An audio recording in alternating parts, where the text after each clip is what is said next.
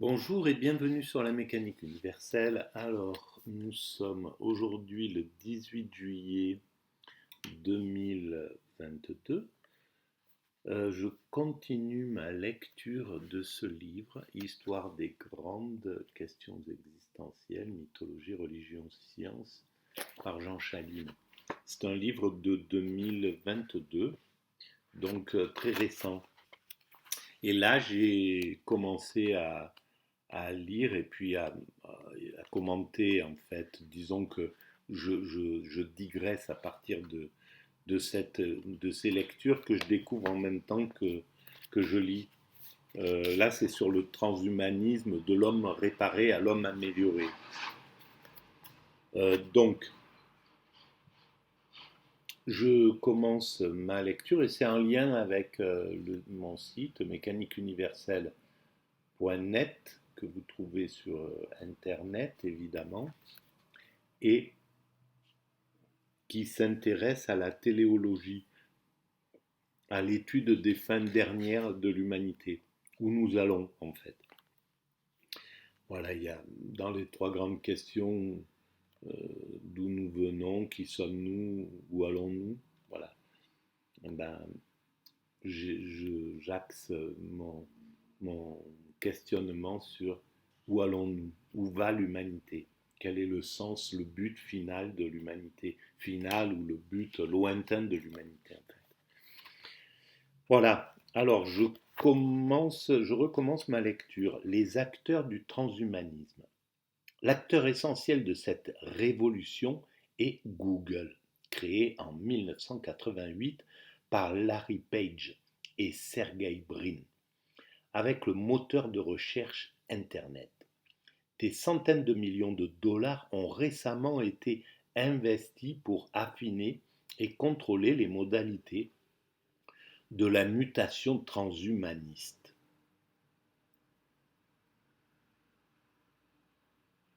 En 2013 a été fondée dans ce cadre une société Calico, c'est le nom, pour lutter contre le vieillissement avec sa filiale Verily, qui travaille activement sur les sciences de la vie.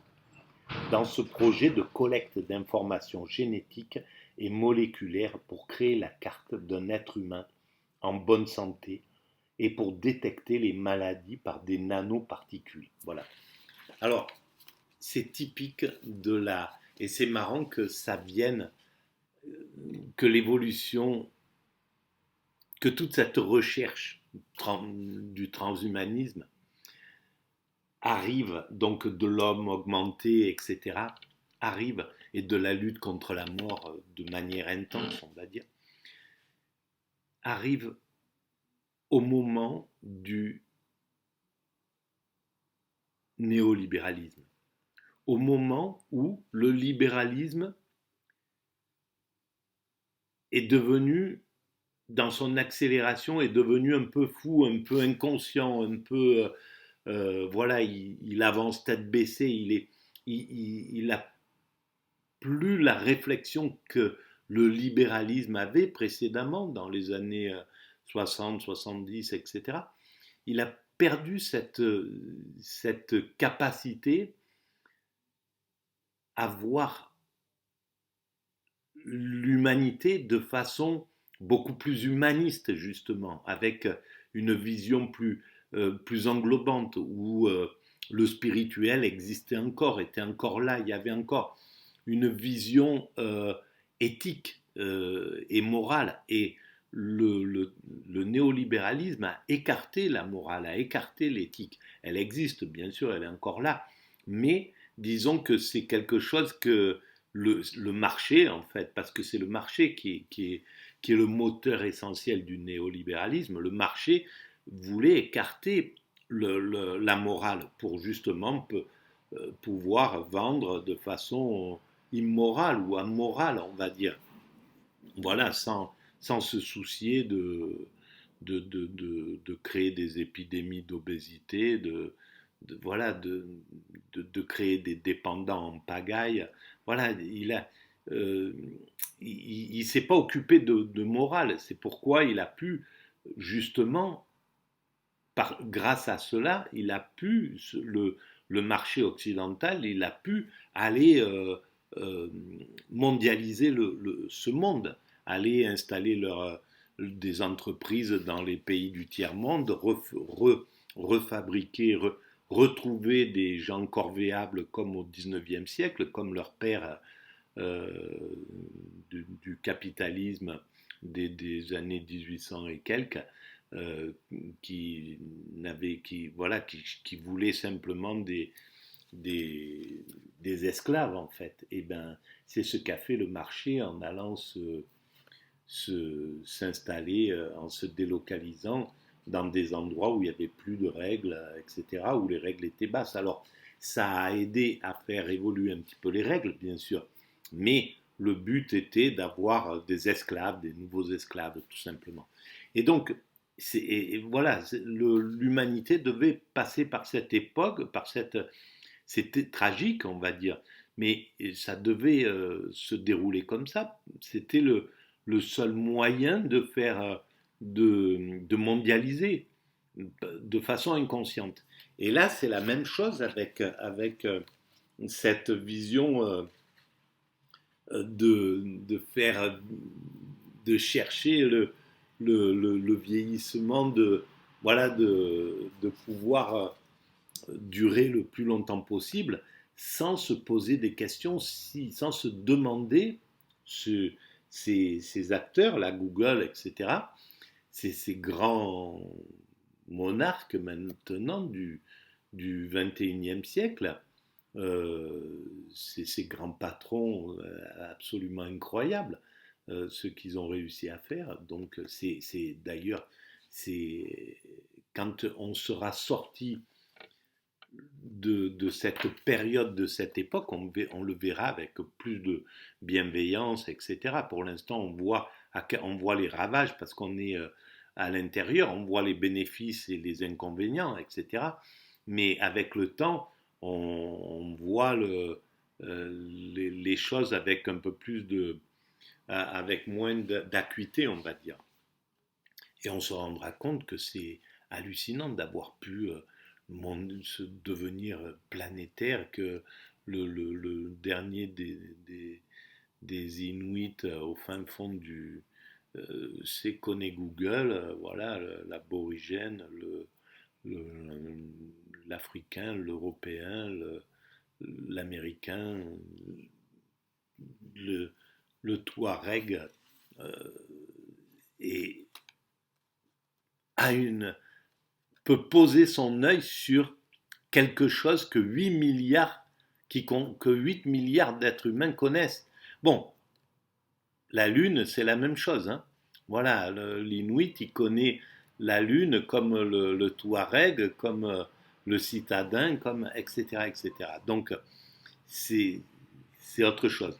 Mais effectivement, sur ce vieillissement, ces chercheurs, Google, ne se posent pas, n'ont pas les moyens mentaux parce qu'ils sont trop matérialistes, ils n'ont pas les moyens mentaux de se demander si les techniques ancestrales euh, de, d'atteindre un état de zénitude, de plénitude intérieure, si c'est pas une méthode, si le spirituel ne peut pas être une méthode pour vieillir en bonne santé, etc. Voilà, si le fait de s'éloigner de tout le stress de la vie contemporaine moderne, euh, voilà, ben on voit hein, Steve Jobs, c'est pas des gens qui ont pu durer éternellement non plus. Je pense que du stress et il n'a pas résolu tout un tas de choses dans son existence. Et même si on parvient à repousser l'âge de mourir, il faudra, quoi qu'il arrive, travailler sur le, le temps passé sur Terre à vivre dans des bonnes conditions, en résolvant ses problèmes psychologiques, en étant en paix, en étant heureux, en étant... Voilà, c'est cette chose. Mais bon, voilà, c'est assez intéressant que ça soit un moment où on ne peut pas réfléchir à, à d'autres voies, sortir, par exemple, le problème du stress dans les maladies contemporaines, on ne peut pas vraiment, ces grands patrons ne peuvent pas se poser ces questions-là. Ils sont dans le stress, ils savent que ça fait partie du mécanisme et ils arrivent pas à en sortir. C'est comme, ben voilà, moi je sais que le devenir zen, ça serait génial pour moi de pouvoir, au lieu de parler de façon aussi animée, là, de parler plus zen, de respirer, de prendre des bonnes respirations, de ne pas me faire de soucis, etc., de faire tomber. Je sais très bien que c'est le mieux pour moi, mais quelque chose me pousse à ne pas le faire. Parce que le principe créateur veut ce que je suis là, agité. Il a besoin de mon agitation pour que je travaille sous cette mécanique-là. Et quand ce sera le temps de travailler de façon zen, eh ben, ça sera facile pour moi de passer sur ce modèle. Voilà, par exemple, c'est un exemple. Donc je continue. Google X Lab, devenu Google X, est un laboratoire semi-secret dirigé par Sergey Brin qui travaille sur les robots et l'intelligence artificielle. Ça doit bosser dur, mais il n'y a pas que là-bas. En Chine, en Russie, en Amérique latine, en Europe, tout le monde bosse là. Alors, c'est absurde de travailler de façon secrète, parce que finalement, on se rend compte que toutes les inventions, même si à un certain moment, un groupe en a profité sur les autres, mais elles finissent toujours par tomber dans le pot commun de l'humanité. Et c'est ça, c'est pour ça que l'humanité est plus importante que l'individualité. Ce qui ne veut pas dire que l'individu n'est pas fondamental. Il est fondamental, mais on se rend compte que tout le travail que nous faisons revient à l'humanité et pour l'humanité, même si au départ on y met tout notre égoïsme, on veut protéger nos choses, etc. On travaille pour soi, on peut, voilà, mais à la fin, ça arrive à ce niveau. Google a acquis également DeepMind, une société d'intelligence artificielle britannique, et les robots de Boston Dynamics. Toutes ces entreprises sont devenues en 2015 des filiales d'Alphabet, regroupant toutes les sociétés de Google qui, avec 555 milliards de dollars, en font la première grande capitalisation mondiale. C'est hallucinant quand même. C'est hallucinant quand on y réfléchit. Et quand on sait ce qu'on peut faire à l'échelle planétaire. Voilà, et malheureusement, l'humanité doit encore sacrifier les humains pour des causes supérieures, encore au-dessus.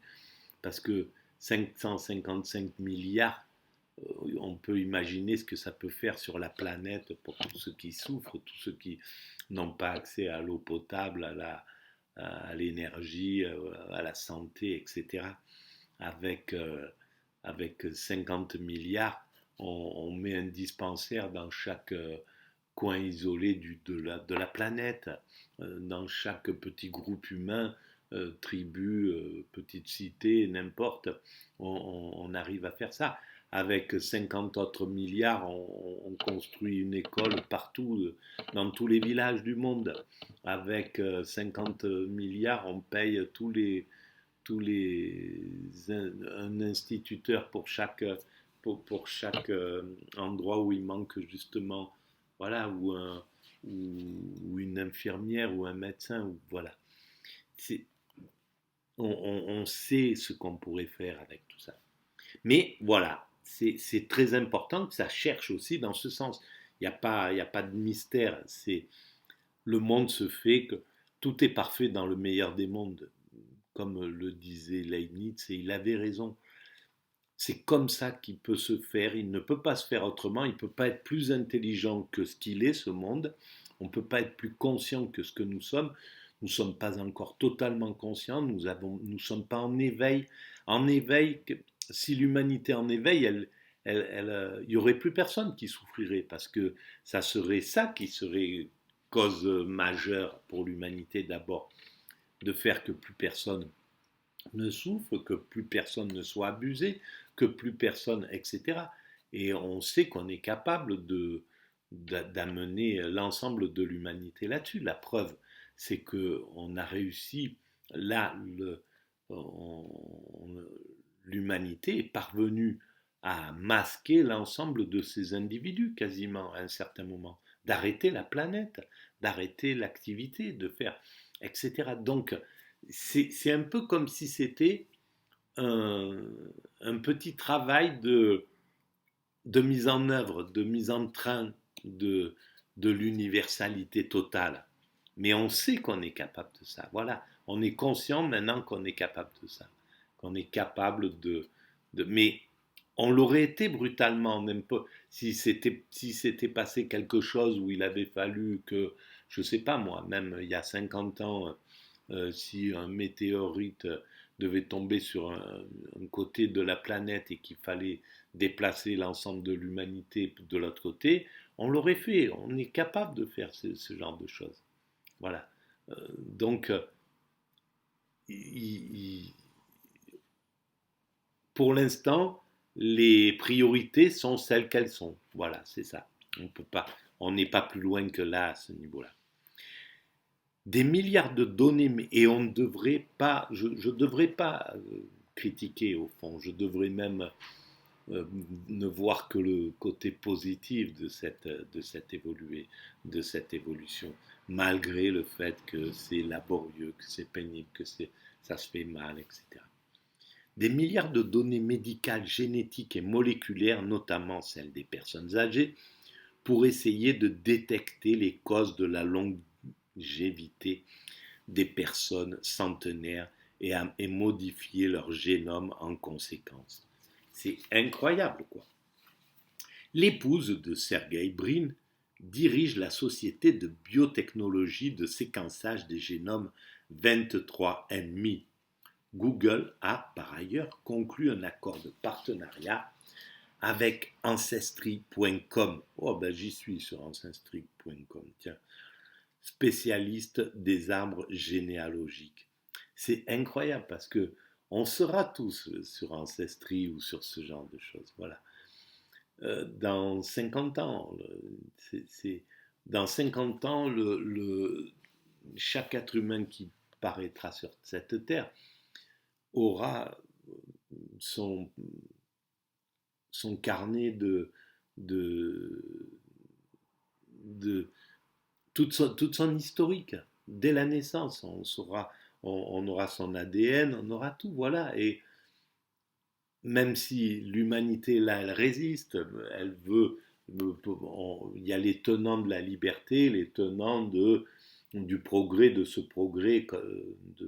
type de progrès, qui se font un peu face. Donc, les tenants de la liberté, pour l'instant, réussissent à faire qu'on ne va pas fliquer tout le monde, bien que on est dans cette logique, hein, quoi qu'il arrive. Il n'y a pas de, on peut pas reculer derrière ce type d'évolution. Alors on freine, il y a des groupes qui parviennent à freiner un peu la rapidité des choses, ce qui permet d'y réfléchir, de voir l'éthique, de pouvoir poser des règles éthiques derrière, parce que sinon, s'il n'y a pas ces résistants, ben, voilà, ben on le voit. Hein, dès qu'on a pu commencer à travailler sur les gènes et à modifier des êtres humains à la naissance, il y a des toubibs qui voulaient tout de suite partir dans l'expérimentation humaine et tout, on l'aurait fait. Donc heureusement qu'il y a ces garde-fous pour garder les fous en fait, voilà, mais qui sont juste des fous géniaux aussi, hein. C'est des créatifs, des gens qui voilà mais qui sont inconscients qui n'ont pas, pour qui la recherche est plus importante que l'éthique, que tout le reste, que l'humain, que tout ça. Voilà. Donc, heureusement qu'on arrive à maîtriser tout ça. Cette dernière a réalisé l'analyse. Voilà. Cette dernière, donc, a réalisé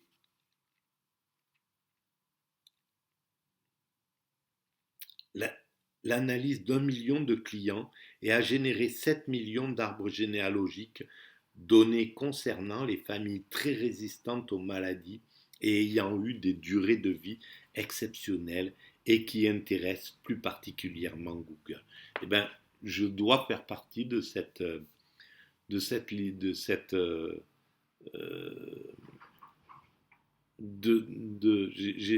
mon sang a dû être piqué par Google parce que mon père est allé à 101 ans et encore il aurait pu aller bien au-delà.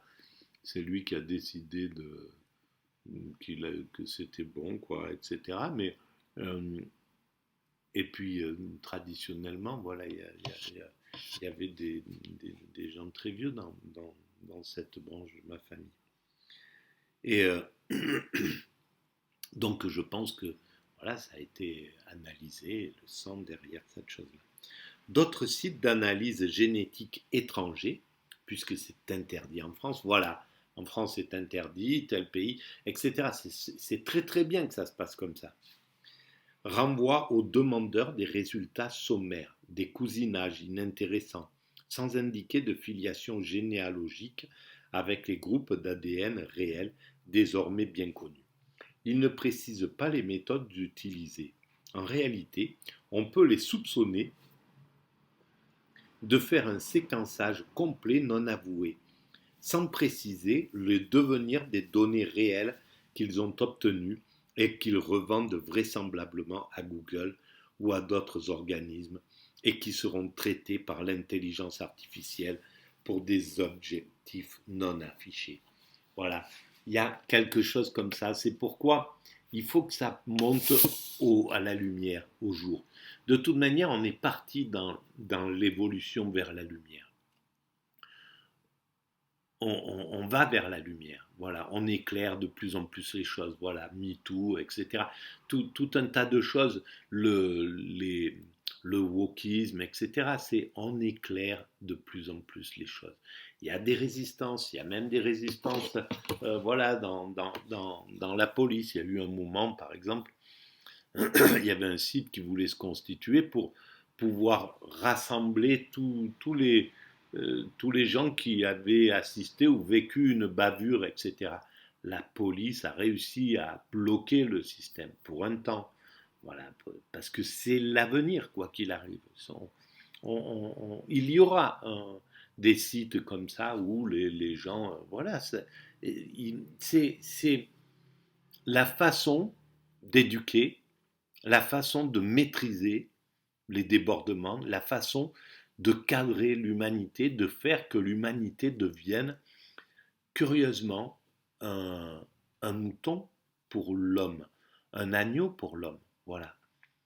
Qu'il ne soit plus un loup pour l'homme. Tous les loups qui peuvent encore s'exprimer parce qu'ils sont dans la nuit, ils arrivent à masquer, c'est le type même de la pathologie de la perversion narcissique. Il peut s'épanouir parce que il arrive à être dissimulé. On ne voit pas le mal qu'il fait, en fait, qu'il produit sur, admettons, un pervers, un tyran domestique, un pervers narcissique qui maltraite sa femme sans lui donner de coups, voilà, par la parole, par l'humiliation, par tout un tas de choses. Elle ne se rend même pas compte qu'elle est victime de ça. Et les gens ne se rendent pas compte autour qu'il maltraite parce qu'il va donner une image tout à fait lisse dans les repas de famille, etc., ou avec ses amis. Et donc, voilà, c'est parce que c'est pas éclairé. Tout ça sera éclairé. C'est aussi simple que ça. Déjà, tout homme qui écrit sur les réseaux sociaux. Et il y en a des milliards maintenant qui écrivent sur des réseaux sociaux. On peut détecter, mais là ça ne se fait pas encore, mais on pourra détecter la mentalité du criminel, du pervers narcissique, etc. Parce qu'on ne peut pas masquer, c'est fini. Il y aura pour l'instant, on arrive déjà à le voir. Moi, je le vois quand je parcours Twitter ou quoi que ce soit, je vois des, des, des réponses. C'est clair et net que c'est des psychopathes en puissance, quoi. C'est des gens qui sont qui montrent qu'ils sont des dangers, qui peuvent être un danger pour leurs congénères. Et c'est évident, quoi, ça se voit dans le... Et donc ça sera complètement détecté, comme maintenant on arrive à détecter quelqu'un. Pour l'instant, l'humanité ne s'intéresse principalement au terrorisme, à des choses comme ça. Mais ça sera décliné sur ce genre de choses. Voilà. On est parti vers l'éclairage. Quoi qu'il arrive, le monde sera complètement lumineux dans 50, 100 ans. On aura peut-être même inventé une aura, une capacité de voir l'aura de l'être humain. Donc quelqu'un viendra vers vous, on saura s'il est en colère, s'il est tranquille, s'il est paisible. Enfin bon, bref, on est dans ce type d'évolution, et cette évolution, quand on y réfléchit, sur la mécanique universelle, je dis on travaille 3 grands thèmes: la maîtrise du comportement, la maîtrise de l'environnement, la maîtrise du questionnement. Et tout ce qu'on fait constitue là-dedans. Et ça travaille, ce travail-là sur la génétique, etc., tout travaille pour le comportement.